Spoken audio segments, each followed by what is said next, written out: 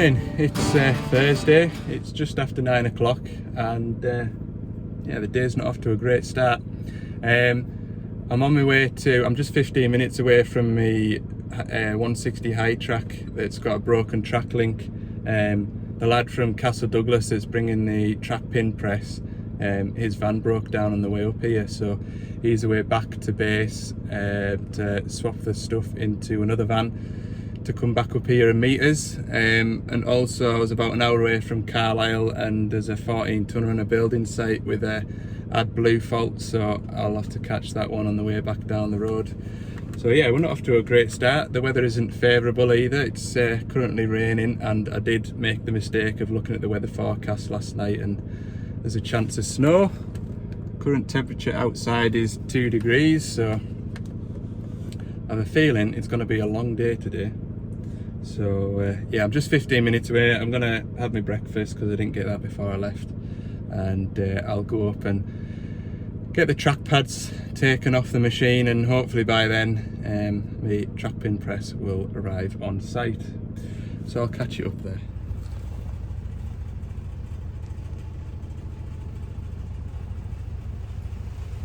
Miserable, 100% miserable.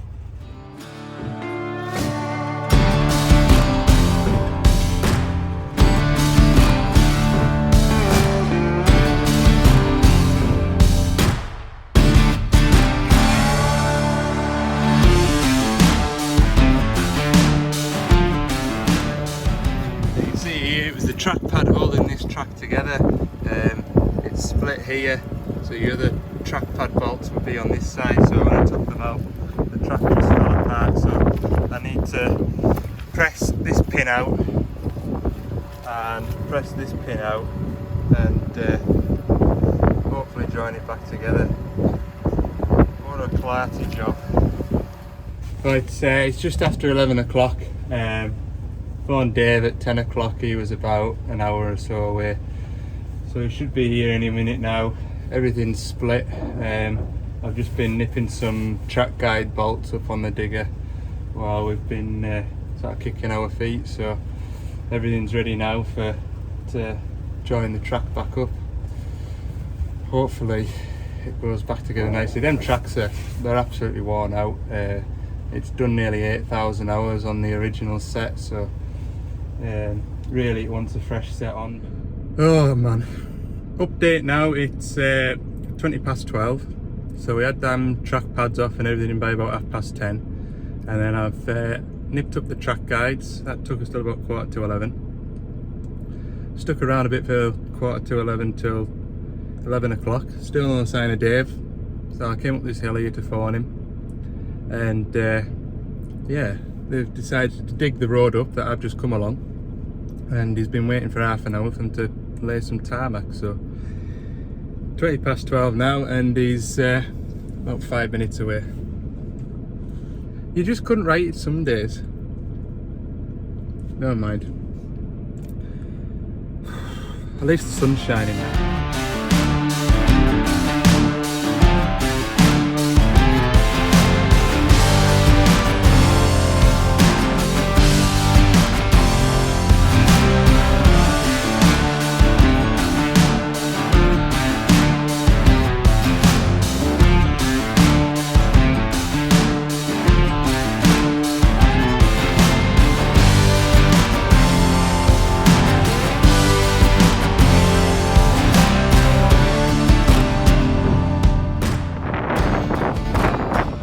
Thanks very much, Jensen.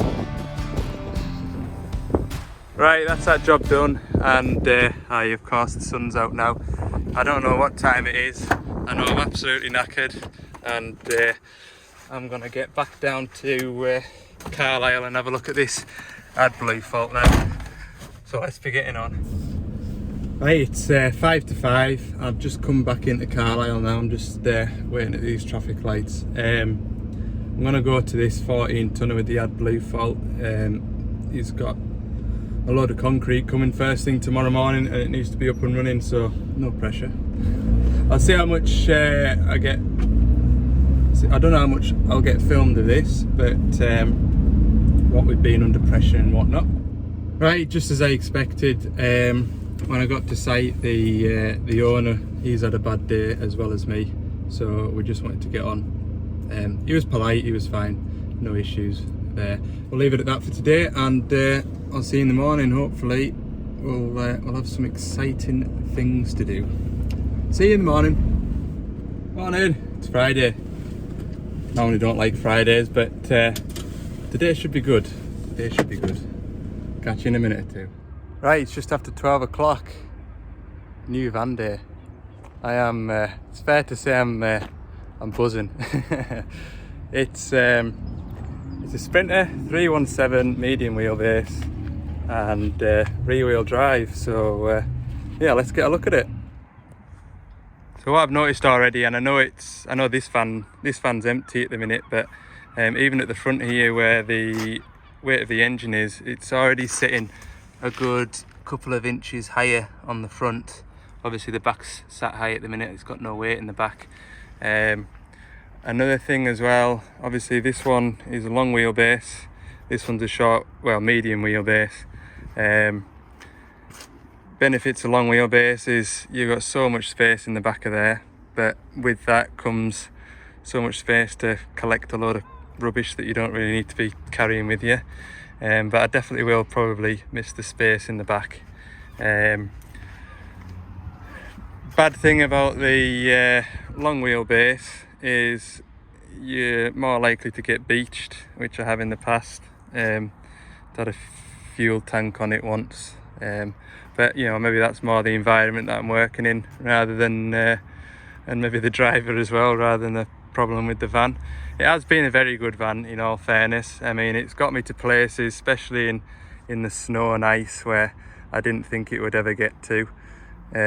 Obviously I've only put 100 miles on that, so it's bad to judge really what it's going to be like in the snow, and it won't be till next year hopefully till we get a bit more snow to find out. But no, this seems to ride a lot nicer. It's comfier to sit in, and it's a lot quieter as well. That's an issue I found with this van, was it's quite noisy when you're driving it. So in the cab, armrest. I know some people don't like an armrest, but this one has adjustable points, whereas that one's just fixed in one position.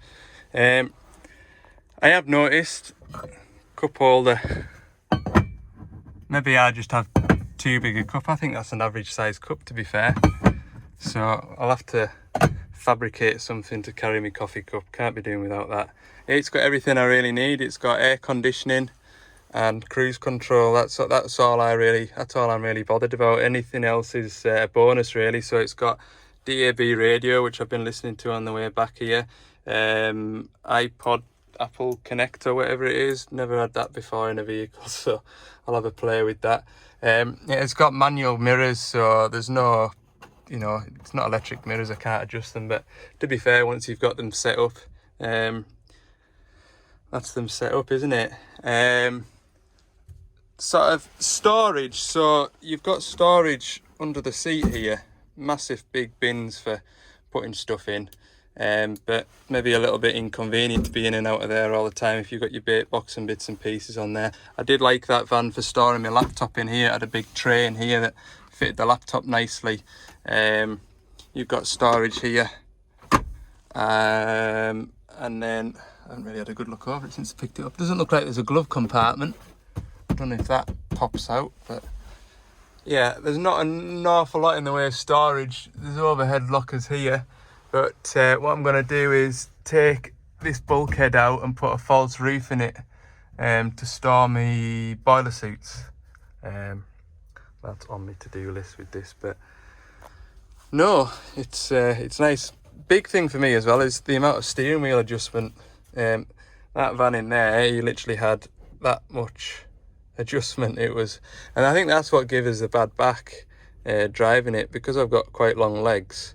You kind of seats push back as far as it'll go, so then you're sort of stretching to reach the steering wheel. But this one, it's like in a tractor, comes out and up and down. So yeah, it's a lot comfier. But yeah, in the cab of this one, it's like I say, the van's been all right. It has had 2 gearboxes. I I've not really looked into or heard what these vans are like, so time will tell. But yeah, God, getting back into this, it feels like stepping back in time, to be honest with you.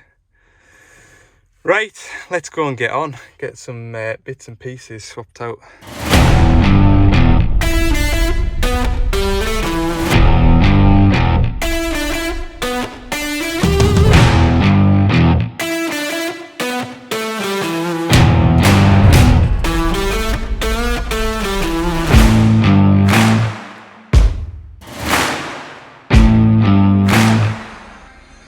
Right, progress update. I've broken it. Look, no. Before I put the toolbox and things in against the headboard, I've put this dodo matting down. It's called dodo mat, and the idea of that is to insulate the cab, and give it a bit more soundproofing. Because in this van, it's just tin, and all I can hear, if I turn the radio off, is them rattling, and yeah, after a while it kind of gets a bit irritating. So it's the first time I've ever done this. My Transit that I had previous to coming here for these lot, it already had like a soundproofing board up, so that seemed to make a huge difference. So I'm going to do this now while there's nothing in it. Right, that's it carpeted now. I just need to, cut round the edges, but I'm really pleased with how that's come out, to be honest with you. It follows it all nicely. The only thing I do regret is the lining in that is more of a blacky grey, and that's more of a light grey. This is a smoked grey, and the other option was an anthracite, which probably would have been similar, but I ordered this last weekend when I found out that I was collecting it this week. So anyway, it'll still won't look too bad. There we are, an hour later. Well, maybe not an hour later. It took us about an hour and a half, 2 hours to do that, but I think that's well worth it. Like, very luxurious look. Oh, that's nice. Right, next job is I'm gonna stain the wood with that tin there, so I'll crack on with that next. Right, progress is good. I've got these walls painted. Probably going to need another coat, but in fairness, you're only probably going to see from here up. But I just wanted to sort of protect them, really, to stop them looking grubby like they're doing in the van over there. I've also got the floor marked out, so I'm going to have a set of shelves here, which will probably come to the same height as that one, which will leave us a nice bit of floor space there. At the back here, I'll probably have my waste oil drums and sort of bars and sledgehammers and things like that in that little area there. My toolbox, I'm gonna, hopefully over the weekend anyway, I'm gonna build a bit of a false floor here. It can only come out so far because of that stopper, but the toolbox should sit slightly higher, so that's the area that the orange toolbox is going to sort of take up. I'm going to have a bit of a space there. Once I've got this shelf in here, which has got all my boxes of drills and diagnostic plugs on, and my black toolbox will sit there. That space there is going to be kind of empty, but obviously I'll have a junction box for all my electrics going up to my work lights on the outside, beacons. I'm not sure whether I'm going to put the inverter in the cab and run an extension, because on top of here I'm going to have a workbench, because I found that although that's a great workbench, at that side of the van, when you're stood in it, you create a shadow from the light coming in from the doorway. So thought is, if I have the workbench across here, then I've got light from outside. So yeah, there'll be a workbench going right across here into this corner. So what I'll do with that floor space down there under the workbench, I'm not 100% sure, But I'll know better once I get the big bulky things in, like the toolboxes and the shelves. It'll all start to come together nicely. So I reckon on Monday, put my toolbox in and the shelves in, and that way all I need to do really to get myself on the road, all I need is my toolbox and my shelves in and the inverter wired up so I can charge my laptop battery and drills and things, and I can start to go on breakdowns, and everything else I can kind of potter on with in between jobs. So maybe by Monday we'll have this van on the road. Cool. So I think I'm going to make that do for today's video. If you want to see more of us, you know, putting the van together, let me know. I don't want to bore everybody. I don't know if people come to see machines, or, you know, machines getting fixed, or whether putting the van together like this is of interest to anybody. So if you don't want to see it, put it down in the comments, and if I don't get any comments, then I'll continue to put little clips on of how progress is coming on with it. So yeah, another thing to mention as well is earlier on in the week, completely forgot, well I completely forgot to mention it. Earlier on in the week, my boss was away to Barcelona to the Doosan, some sort of annual event. Anyway, we picked up an award there for best service in Europe. So in the entirety of Europe, Gordon's Construction won best service, which is quite an achievement really when you think about all the Doosan dealers throughout Europe, and also considering Gordon's Construction hasn't even been doing Doosan machines for 5 years yet. So I'm very proud to be part of it, to be honest with you. Yeah, it's a big achievement. So congratulations to everybody that's been involved. Right, I'll leave it there for now. If you've enjoyed the video, please don't forget to hit the subscribe button, and if you've enjoyed it, give it a thumbs up as well.